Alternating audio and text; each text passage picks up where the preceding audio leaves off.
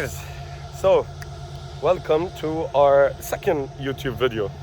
So we are here at my local home track. It's very close to my house, run by the Drift Home. This is where I get most of my practice. So since Victor is still here, one of the things that we planned to do this weekend was for him to get some seat time in his OIDC car. So he's going to be doing OIDC, as I said in the last video. He's going to be doing OIDC and a couple of other local competitions in this car. So since he's here, it's good to get some seat time so that we can work on it. And I have the missile car over here with me, but we're going to be switching between cars and stuff. We got a bunch of tires, a bunch of fuel, and a very nice track, a karting track basically, to get some seat time on.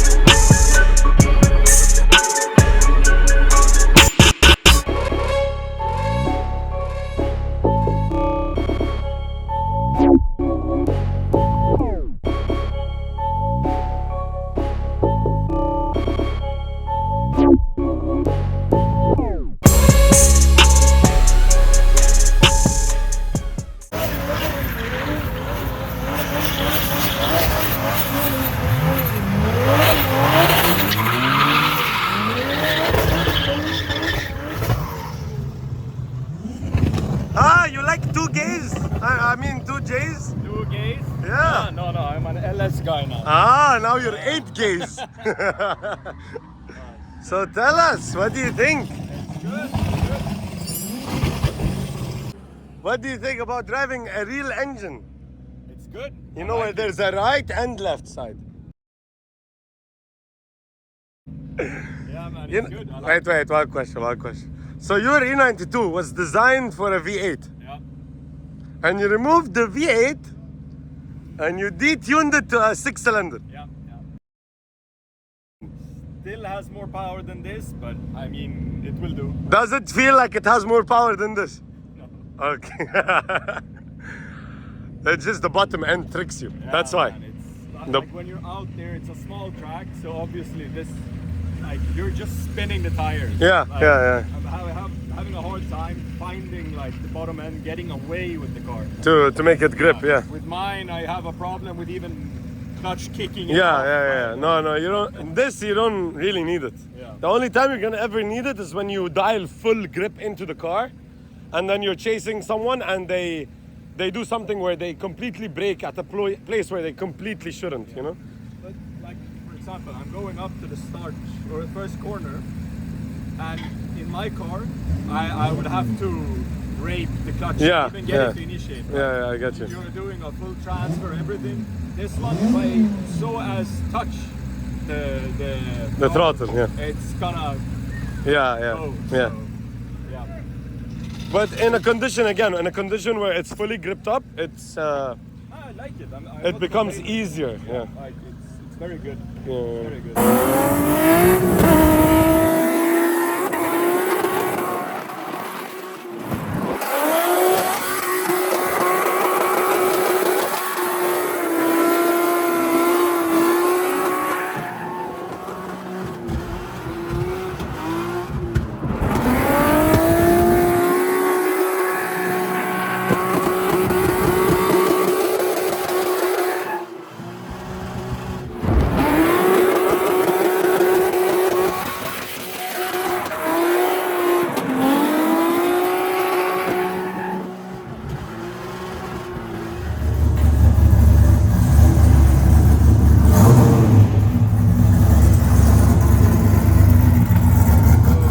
We just got back from the track. Everything's back in, but I wanted to show something because something just came in today. Oh, this is the update on the car, by the way. They worked on it a bit today. Today's technically an off day, but they still worked a bit. Subframe is out, so it's gonna be the next step, putting in the winters. So this has to be cut up and I don't know what and stuff. Bob will be doing this. But our coilovers from field arrived. So I'm interested. Take a look on them. Look at them. This is for the 370. Oh, extra ones this time. They sent extras this time. On the S13, they keep flying away. Okay, guys, we unpacked them. So here are the new 370 coilovers from Field. So thank you, Field. These are 442s, so they are two ways, and they use Swift springs, not the regular springs. So these are like more progressive. There's an advantage to them. With a remote mount reservoir. Some coilovers have the reservoir mounted here, but because of the space, some cars have them remote. And on the S13, I was running at first a three-way. They are a bit more complicated to use, so I recommend any beginner to start with a one-way, and then you can jump to the two-way once you're comfortable with the one-way.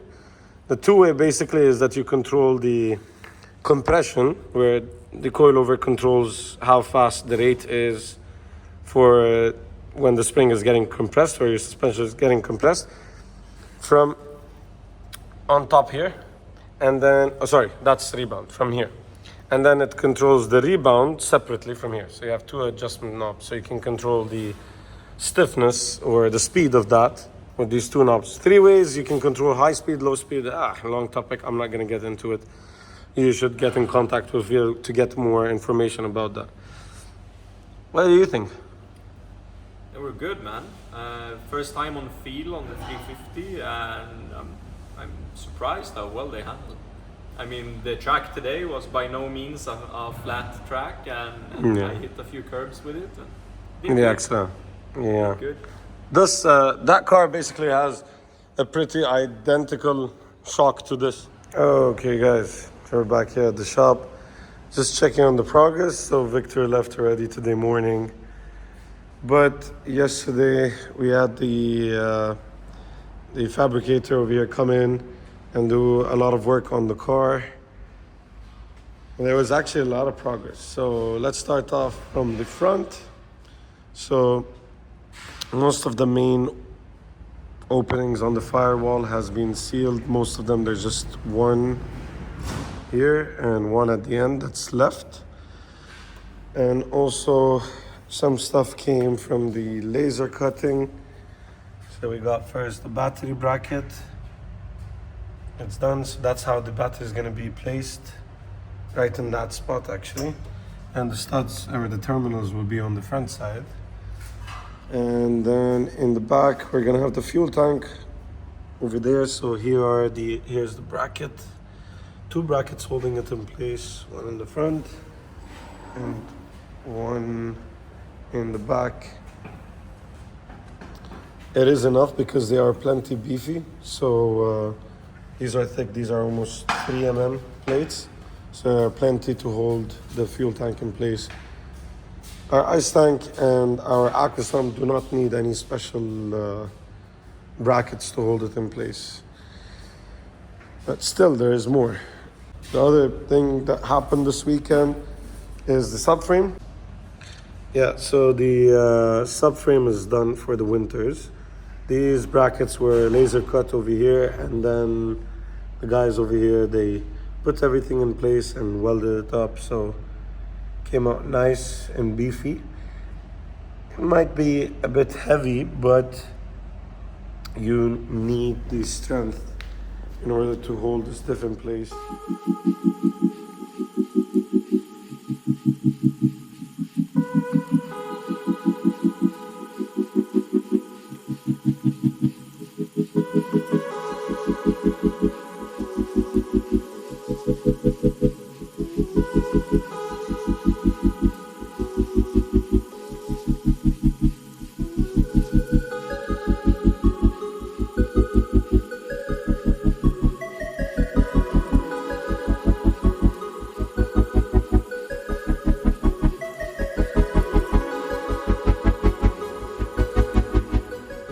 Okay guys, so we're back at the shop, late night. The guys have been working here all day, so Most of them left.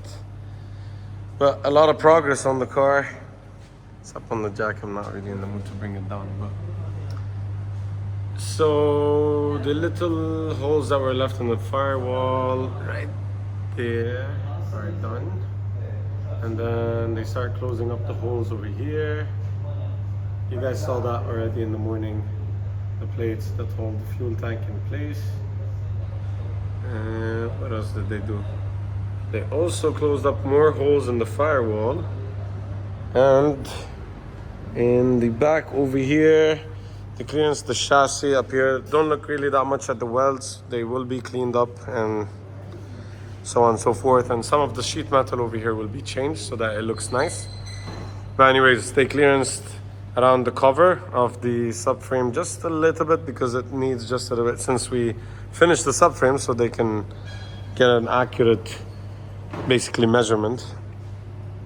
The rear mounting points for the bash bar are welded in, basically plates with nuts on the inside.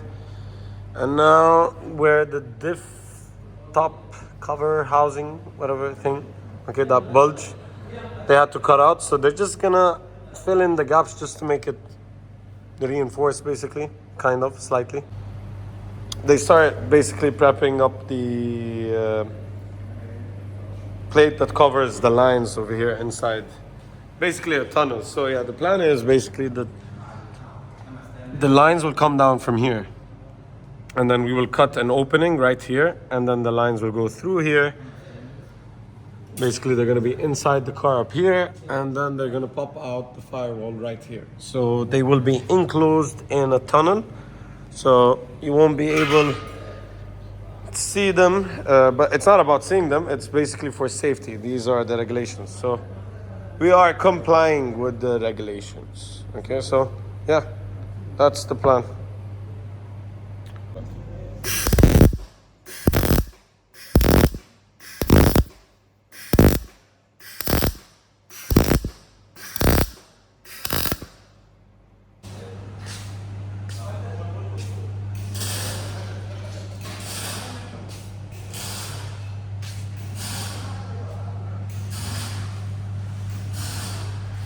Well, okay guys, so let me see if it's on a wide angle. Yeah, so we're back at the shop, and finally more parts are starting to come in, and a lot of work is happening on the car. So update from yesterday to today. Let me take a look. So subframe is in. So this is the subframe that we did for the winters. I don't know what the hell happened over here actually. That's confusing. But anyways, subframe is in. We checked the diff and it's gonna remain roughly the same height for the floor. So I'm hoping that our radiator won't have to be pushed up a lot. So this is an identical seat to my S13 seat, but it's just the newer version, so that it looks slightly different. But anyways, it's a Corbo Revenge in Kevlar. The one on the 13 is carbon fiber, keeping with the theme that the car is carbon fiber. With this, decided to stick with the theme of the car, which is going to be carbon Kevlar. Got some more custom plates over here. I don't know what Bob basically fabricated and stuff, but there's some more. There's a plate over here that needs to, okay, now I know. So this basically will go like that. Damn, that looks nice. Don't mind the welds, everything's gonna be smoothened out and made to look nice and smexy. Since we stripped it in front, you'll get an idea of what I'm doing. I'm leaving all these stock braces. So there's a stock brace over here that carries the trunk, the hood. I'm leaving that in place, and the stock bash bar fits back in its stock location. And I like those because they're aluminum. They're designed for crashes by people that test crashes. So when I used to run that on the 370 up front, I never had any damage happen to the chassis. Once I switched to this tubular crap that we usually run, I started bending the front. So that's why I decided to stick with that. We are remaking them ourselves and sticking with that. So, hi Bob. Rekkers. So this is Bob. All the laser cut stuff by him, but half of them are wrong. No, but all seriousness, Bob is the one who basically has been doing all the scanning. And now, I think we've learned to become very useless at doing any measurements because we just rely on, Bob will scan it. And then he comes, he scans it, and then we get a perfect fit. So sometimes something is not even worth scanning it and we make him scan it. Just makes everything fit nicer, honestly. Like doing the subframe thing in the back. I think it took him like 20 minutes, he scanned it, and then the next morning he sent me, he's like, okay, done, plates are ready, let's weld them in. So yeah, game changer, honestly a game changer. Anyways, more and more progress is going on, so I gotta go, I gotta catch some time with the family, but I will be back. I come back I pass by every day and check on everything. In the past, like this car, I've done the build myself, but now things have changed. I got a lot going on. First of all, we got the Europe competitions, and then second of all, I got a family, I got a son, so I got stuff to take care of, so I don't usually have much time to spend at the shop like I used to in the past. So that's why the guys at ZK are doing the work, and I'm just filling up the gaps, as you can see. So anyways, I'll keep you guys updated tomorrow.